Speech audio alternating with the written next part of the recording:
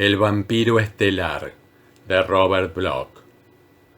Confieso que solo soy un simple escritor de relatos fantásticos. Desde mi más temprana infancia me he sentido subyugado por la secreta fascinación de lo desconocido y lo insólito. Los temores innominables, los sueños grotescos, las fantasías más extrañas que obsesionan nuestra mente han tenido siempre un poderoso e inexplicable atractivo para mí. En literatura he caminado con Poe por senderos ocultos, me he arrastrado entre las sombras con Machen, he cruzado con Baudelaire las regiones de las hórridas estrellas, o me he sumergido en las profundidades de la tierra, guiado por los relatos de la antigua ciencia. Mi escaso talento para el dibujo me obligó a intentar describir con torpes palabras los seres fantásticos que moran en mis sueños tenebrosos. Esta misma inclinación por lo siniestro se manifestaba también en mis preferencias musicales. Mis composiciones favoritas eran la suite de los planetas y otras del mismo género.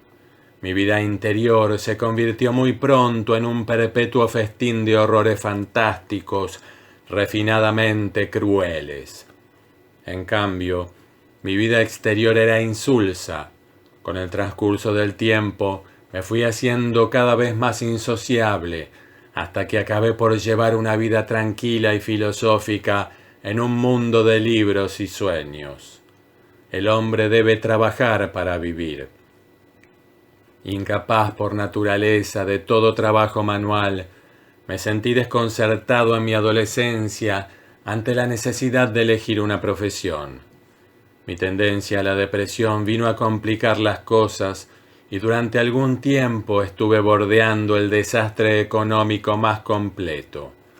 Entonces fue cuando me decidí a escribir. Adquirí una vieja máquina de escribir, un montón de papel barato y unas hojas de carbón. Nunca me preocupó la búsqueda de un tema. Qué mejor venero que las ilimitadas regiones de mi viva imaginación. Escribiría sobre temas de horror y oscuridad y sobre el enigma de la muerte. Al menos en mi inexperiencia y candidez, este era mi propósito. Mis primeros intentos fueron un fracaso rotundo. Mis resultados quedaron lastimosamente lejos de mis soñados proyectos. En el papel, mis fantasías más brillantes se convirtieron en un revoltijo insensato de pesados adjetivos, y no encontré palabras de uso corriente con que expresar el terror portentoso de lo desconocido. Mis primeros manuscritos resultaron mediocres, vulgares. Las pocas revistas especializadas de este género los rechazaron con significativa unanimidad. Tenía que vivir. Lentamente, pero de manera segura, comencé a ajustar mi estilo a mis ideas. Trabajé laboriosamente las palabras, las frases y las estructuras de las oraciones. Trabajé duramente en ello. Pronto aprendí lo que era sudar. Y por fin, uno de mis relatos fue aceptado. Después un segundo, y un tercero, y un cuarto. Enseguida comencé a dominar los trucos más elementales del oficio, y comencé finalmente a vislumbrar mi porvenir con cierta claridad. Retorné con el ánimo más ligero a mi vida de ensueños y a mis queridos libros. Mis relatos me proporcionaban medios un tanto escasos para subsistir, y durante cierto tiempo no pedí más a la vida. Pero esto duró poco. La ambición, siempre engañosa, fue la causa de mi ruina. Quería escribir un relato real, no uno de esos cuentos efímeros y estereotipados que producía para las revistas, sino una verdadera obra de arte. La creación de semejante obra maestra llegó a convertirse en mi ideal. Yo no era un buen escritor, pero ello no se debía enteramente a mis errores de estilo. Presentía que mi defecto fundamental radicaba en el asunto escogido. Los vampiros, hombres lobos, los profanadores de cadáveres, los monstruos mitológicos, constituían un material de escaso mérito.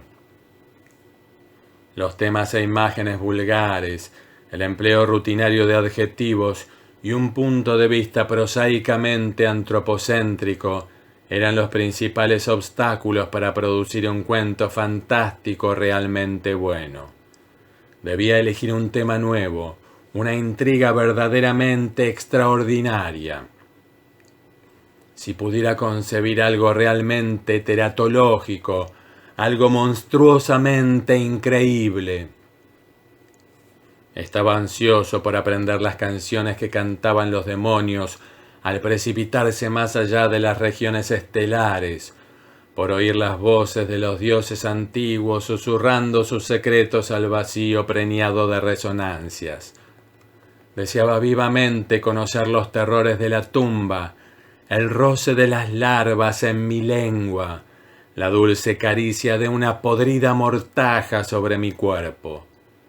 Anhelaba hacer mías las vivencias que yacen latentes en el fondo de los ojos vacíos de las momias, y ardía en deseos de aprender la sabiduría que sólo el gusano conoce.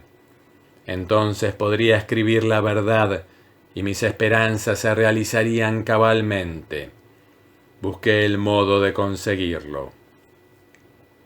Serenamente, comencé a escribirme con pensadores y soñadores solitarios de todo el país. Mantuve correspondencia con un eremita de los montes occidentales, con un sabio de la región desolada del norte y con un místico de Nueva Inglaterra. Por medio de éste, tuve conocimiento de algunos libros antiguos que eran tesoro y reliquia de una ciencia extraña. Primero me citó con mucha reserva algunos pasajes del legendario Necromicón. Luego se refirió a cierto libro de Avon, que tenía fama de superar a los demás por su carácter demencial y blasfemo. Él mismo había estudiado aquellos volúmenes que recogían el terror de los tiempos originales, pero me prohibió que ahondara demasiado en mis indagaciones. Me dijo que como hijo de la embrujada ciudad de Arkham, donde aún palpitan y acechan sombras de otros tiempos, había oído cosas muy extrañas, por lo que decidió apartarse prudentemente de las ciencias negras y prohibidas. Finalmente, después de mucho insistirle, consistió de mala gana en proporcionarme los nombres de ciertas personas que a su juicio podrían ayudarme en mis investigaciones. Mi corresponsal era un escritor de notable brillantez. Gozaba de una sólida reputación en los círculos intelectuales más exquisitos, y yo sabía que estaba tremendamente interesado en conocer el resultado de mi iniciativa. Tan pronto como su preciosa lista estuvo en mis manos, comencé una masiva campaña postal con el fin de conseguir libros deseados. Dirigí mis cartas a varias universidades, a bibliotecas privadas, a astrólogos afamados y a dirigentes de ciertos cultos secretos de nombres oscuros y sonoros. Pero aquella labor estaba destinada al fracaso. Sus respuestas fueron manifiestamente hostiles. Estaba claro que quienes poseían semejante ciencia se enfurecían ante la idea de que sus secretos fuesen develados por un intruso. Posteriormente, recibí varias cartas anónimas llenas de amenazas e incluso una llamada telefónica verdaderamente alarmante. Pero lo que más me molestó fue el darme cuenta de que mis esfuerzos habían resultado fallidos.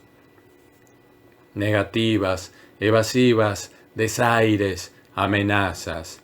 Debía buscar por otra parte. Las librerías. Quizá descubriese lo que buscaba en algún estante olvidado y polvoriento. Entonces comencé una cruzada interminable. Aprendí a soportar mis numerosos desengaños con impasible tranquilidad. En ninguna de las librerías que visité habían oído hablar del espantoso Necromicón, del maligno libro de Avon, ni del inquietante culte de Ghoul. La perseverancia acaba por triunfar. en una vieja tienda de South Dearborn Street, en unas estanterías arrinconadas, acabé por encontrar lo que estaba buscando. Allí, encajado entre dos ediciones centenarias de Shakespeare, descubrí un gran libro negro con tapas de hierro. En ellas, grabado a mano, se leía el título The Vermis Mysteries, o Los misterios del gusano. El propietario no supo decirme de dónde procedía el libro aquel.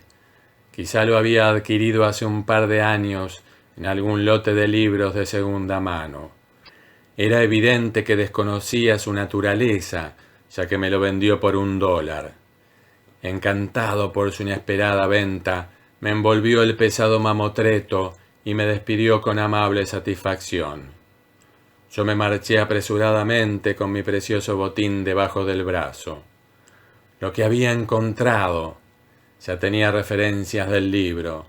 Su autor era Ludwig Prien y había perecido en la hoguera inquisitorial en Bruselas cuando los juicios por brujería estaban en su apogeo. Había sido un personaje extraño, alquimista, nigromante y mago de gran reputación.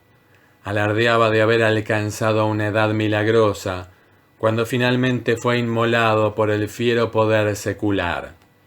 De él se decía que se proclamaba el único superviviente de la Novena Cruzada, y exhibía como prueba ciertos documentos mohosos que parecían atestiguarlo.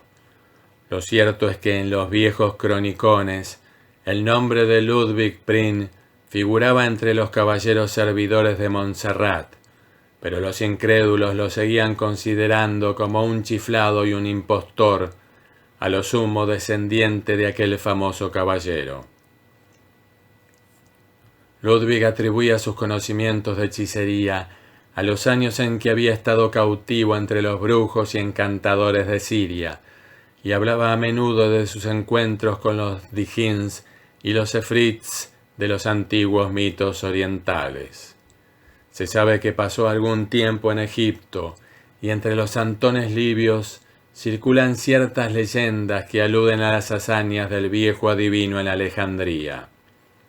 En todo caso, pasó sus postreros días en las llanuras de Flandes, su tierra natal, habitando, lugar muy adecuado, las ruinas de un sepulcro prerromano que se alzaba en un bosque cercano a Bruselas. Se decía que allí moraba en las sombras, rodeado de demonios familiares y terribles sortilegios. Aún se conservan manuscritos que dicen, en forma un tanto evasiva, que era asistido por compañeros invisibles y servidores enviados de las estrellas. Los campesinos evitaban pasar la noche por el bosque donde habitaba. No le gustaban ciertos ruidos que resonaban cuando había luna llena y preferían ignorar qué clase de seres se prosternaban ante los viejos altares paganos que se alzaban medio desmoronados en lo más oscuro del bosque. Sea como fuere, después de ser apresado Prien por los esbirros de la Inquisición, nadie vio las criaturas que había tenido a su servicio. Antes de destruir el sepulcro donde había morado, los soldados lo registraron a fondo y no encontraron nada. Seres sobrenaturales, instrumentos extraños, pócimas, todo había desaparecido de la manera más misteriosa. Hicieron un minucioso reconocimiento del bosque prohibido, pero sin resultado. Sin embargo, antes de que terminara el proceso de Prien, saltó sangre fresca en los altares y también en el potro de tormento. Pero ni con las más atroces torturas lograron romper su silencio. Por último, cansados de interrogar, arrojaron al viejo hechicero a una mazmorra. Y fue durante su prisión, mientras aguardaba la sentencia, cuando escribió ese texto morboso y horrible, The Vermis Mysteries, conocido hoy por los misterios del gusano. Nadie se explica cómo pudo lograrlo sin que los guardianes lo sorprendieran, pero un año después de su muerte, el texto fue impreso en Colonia. Inmediatamente después de su aparición, el libro fue prohibido, pero ya se habían distribuido algunos ejemplares de los que se sacaron copias en secreto. Más adelante se hizo una nueva edición, censurada y expurgada, de suerte que únicamente se considera auténtico el texto original latino. A lo largo de los siglos, han sido muy pocos los que han tenido acceso a la sabiduría que encierra este libro. Los secretos del viejo mago solo son conocidos hoy por algunos iniciados, quienes por razones muy concretas se oponen a todo intento de propagarlos. Esto era, en resumen, lo que sabía del libro que había venido a parar a mis manos. Aún como mero coleccionista, el libro representaba un hallazgo fenomenal, pero desgraciadamente no podía juzgar su contenido porque estaba en latín.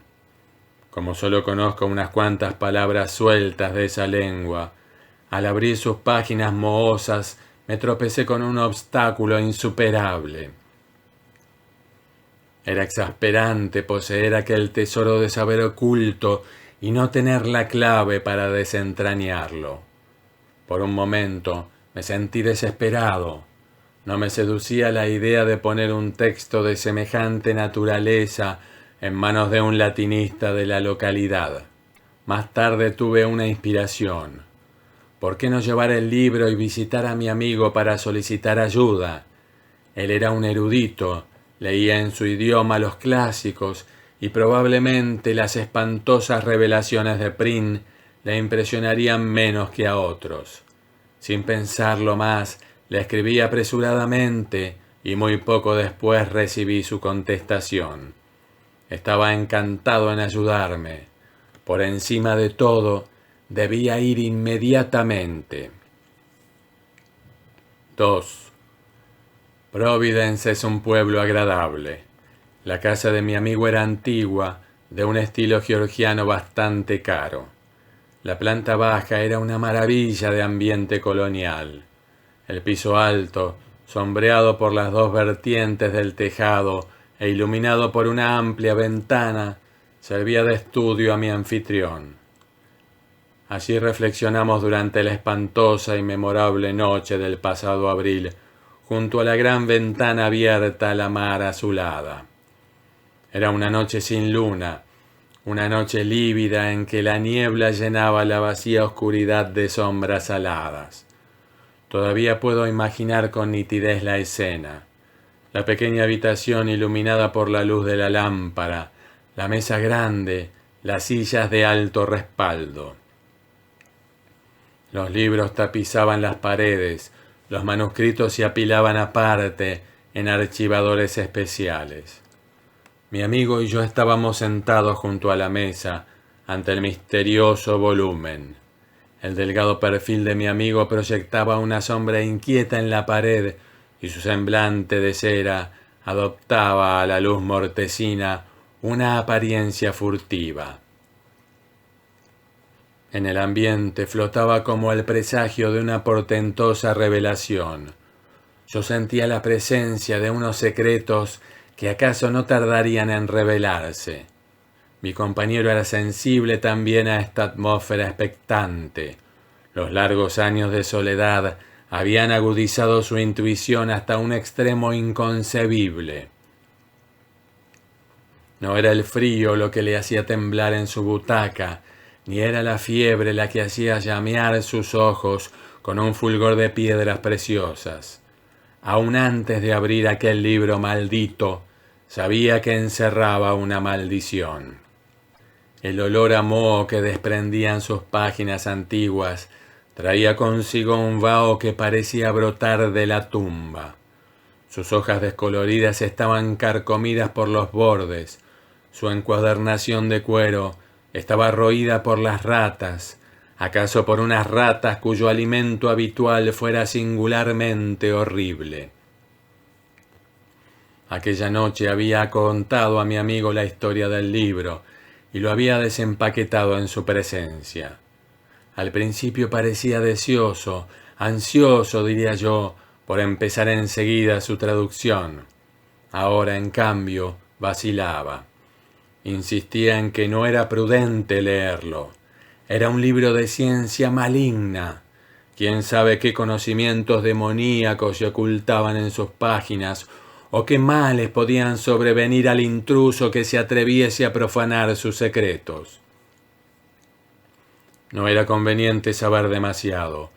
Muchos hombres habían muerto por practicar la ciencia corrompida que contenían esas páginas. Me rogó que abandonara mi investigación, ahora que no lo había leído aún, y que tratara de inspirarme en fuentes más saludables. Fui un necio. Rechacé precipitadamente sus objeciones con palabras vanas y sin sentido. Yo no tenía miedo. Podríamos echar al menos una mirada al contenido de nuestro tesoro. Comencé a pasar hojas. El resultado fue decepcionante. Su aspecto era el de un libro antiguo y corriente de hojas amarillentas y medio deshechas, impreso en gruesos caracteres latinos. Y nada más, ninguna ilustración, ningún grabado alarmante. Mi amigo no pudo resistir la tentación de saborear semejante rareza bibliográfica. Al cabo de un momento, se levantó para echar una ojeada al texto por encima de mi hombro. Luego, con creciente interés, empezó a leer en voz baja algunas frases en latín. Por último, vencido ya por el entusiasmo, me arrebató el precioso volumen, se sentó junto a la ventana y se puso a leer pasajes al azar.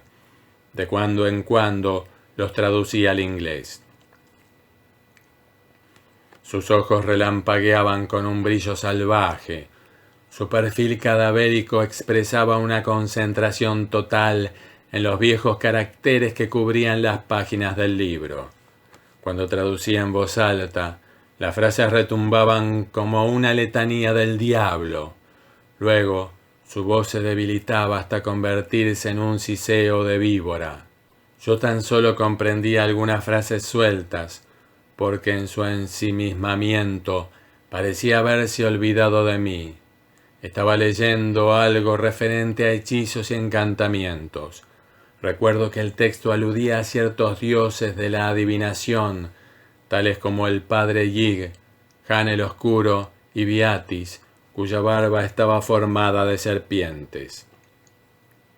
Yo temblaba, ya conocía esos nombres terribles, pero más habría temblado si hubiera llegado a saber lo que estaba a punto de ocurrir. Y no tardó en suceder. De repente, mi amigo se volvió hacia mí, preso de una gran agitación. Con voz chillona y excitada me preguntó si recordaba las leyendas sobre las hechicerías de Prim y los relatos sobre servidores invisibles que había hecho venir desde las estrellas. Dije que sí, pero sin comprender la causa de su repentino frenesí. Entonces me explicó el motivo de su agitación. En el libro, en un capítulo que trataba de los demonios familiares, había encontrado una especie de plegaria o conjuro que tal vez fuera el que Prim había empleado para atraer a sus invisibles servidores desde los espacios ultraterrestres. Ahora iba a escuchar. Él me lo leería. Yo permanecí sentado como un tonto, ignorante de lo que iba a pasar. ¿Por qué no gritaría entonces? ¿Por qué no trataría de escapar o de arrancarle de las manos aquel códice monstruoso? Pero yo no sabía nada y me quedé sentado donde estaba, mientras mi amigo, con voz quebrada por la violenta excitación, leía una larga y sonora invocación.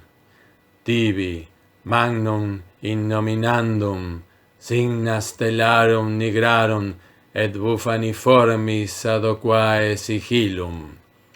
El ritual siguió adelante. Las palabras se alzaron como aves nocturnas de terror y muerte. Temblaron como llamas en el aire tenebroso y contagiaron su fuego letal a mi cerebro.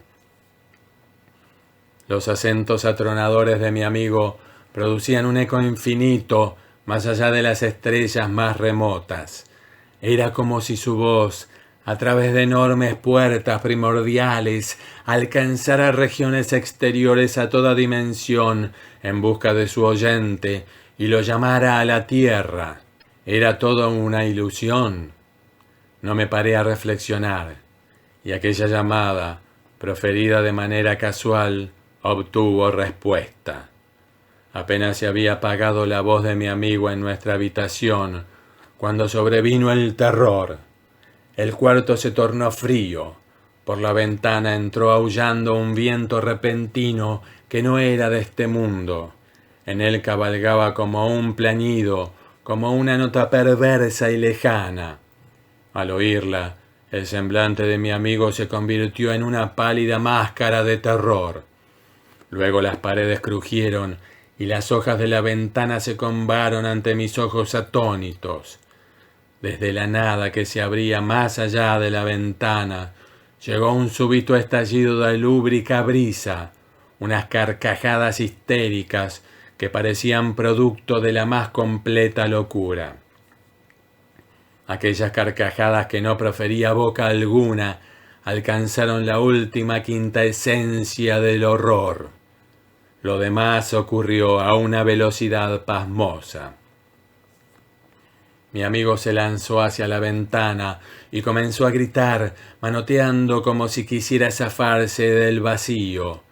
A la luz de la lámpara vi sus rasgos contraídos en una mueca de loca agonía. Un momento después, su cuerpo se levantó del suelo y comenzó a doblarse hacia atrás en el aire hasta un grado imposible. Inmediatamente, sus huesos se rompieron con un chasquido horrible y su figura quedó colgando en el vacío. Tenía los ojos vidriosos y sus manos se crispaban compulsivamente, como si quisiera agarrar algo que yo no veía. Una vez más, se oyó aquella risa besánica, pero ahora provenía de dentro de la habitación. Las estrellas oscilaban en roja angustia. El viento frío silbaba estridente en mis oídos. Me encogí en mi silla, con los ojos clavados en aquella escena aterradora que se desarrollaba ante mí. Mi amigo empezó a gritar. Sus alaridos se mezclaban con aquella risa perversa que surgía del aire. Su cuerpo combado, suspendido en el espacio, se dobló nuevamente hacia atrás, mientras la sangre brotaba de su cuello desgarrado como agua roja de un surtidor. Aquella sangre no llegó a tocar el suelo, se detuvo en el aire y cesó la risa, que se convirtió en un gorgoteo nauseabundo. Dominado por un vértigo del horror, lo comprendí todo. La sangre estaba alimentando a un ser invisible del más allá. ¿Qué entidad del espacio había sido invocada tan repentina e inconscientemente? ¿Qué era aquel monstruoso vampiro que yo no podía ver? Después, aún tuvo lugar una espantosa metamorfosis. El cuerpo de mi compañero se encogió, marchito ya y sin vida. Por último, cayó en el suelo y quedó horriblemente inmóvil. Pero en el aire de la estancia sucedió algo pavoroso. Junto a la ventana, en el rincón, se hizo visible un resplandor rojizo, sangriento. Muy despacio, pero en forma contigua, la silueta de la presencia fue perfilándose cada vez más, a medida que la sangre iba llenando la trama de la invisible entidad de las estrellas. Era una inmensidad de gelatina palpitante, húmeda y roja, una burbuja escarlata con miles de apéndices, unas bocas que se abrían y cerraban con horrible codicia. Era una cosa hinchada y obscena, un bulto sin cabeza, sin rostro, sin ojos, una especie de buche ávido, dotado de garras, que había brotado del cielo estelar. La sangre humana con la que se había nutrido revelaba ahora los contornos del comensal. No era espectáculo para presenciarlo un humano. Afortunadamente para mi equilibrio mental, aquella criatura no se demoró ante mis ojos. Con un desprecio total por el cadáver flácido que yacía en el suelo, asió el espantoso libro con un tentáculo viscoso y retorcido y se dirigió a la ventana con rapidez. Allí comprimió su tembloroso cuerpo de gelatina a través de la abertura. Desapareció y oí su risa burlesca y lejana, arrastrada por las ráfagas del viento, mientras regresaba a los abismos de donde había venido. Eso fue todo. Me quedé solo en la habitación, ante el cuerpo roto y sin vida de mi amigo. El libro había desaparecido. En la pared había huellas de sangre y abundantes salpicaduras en el suelo. El rostro de mi amigo era una calavera ensangrentada, vuelta hacia las estrellas. Permanecí largo rato sentado en silencio, antes de prenderle fuego a la habitación. Después me marché. Me reí, porque sabía que las llamas destruirían toda huella de lo ocurrido. Yo había llegado aquella misma tarde. Nadie me conocía ni me había visto llegar. Tampoco me vio nadie partir, ya que huí antes de que las llamas empezaran a propagarse. Anduve horas y horas, sin rumbo, por las torcidas calles, sacudido por una risa idiota, cada vez que divisaba las estrellas inflamadas, cruelmente jubilosas, que me miraban furtivamente a través de los desgarrones de la niebla fantasmal. Al cabo de varias horas, me sentí lo bastante calmado para tomar el tren. Durante el largo viaje de regreso estuve tranquilo, y lo he estado igualmente ahora, mientras escribía esta relación de los hechos.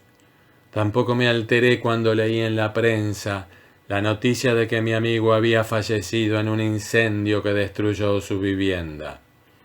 Solamente a veces, por la noche, cuando brillan las estrellas, los sueños vuelven a conducirme hacia un gigantesco laberinto de horror y locura. Entonces tomo drogas, en un vano intento por disipar los recuerdos que me asaltan mientras duermo. Pero esto tampoco me preocupa demasiado, porque sé que no permaneceré mucho tiempo aquí. Tengo la certeza de que veré una vez más aquella temblorosa entidad de las estrellas. Estoy convencido de que pronto volverá para llevarme a esa negrura que es hoy morada de mi amigo. A veces deseo vivamente que llegue ese día, porque entonces aprenderé yo también, de una vez para siempre, los misterios del gusano.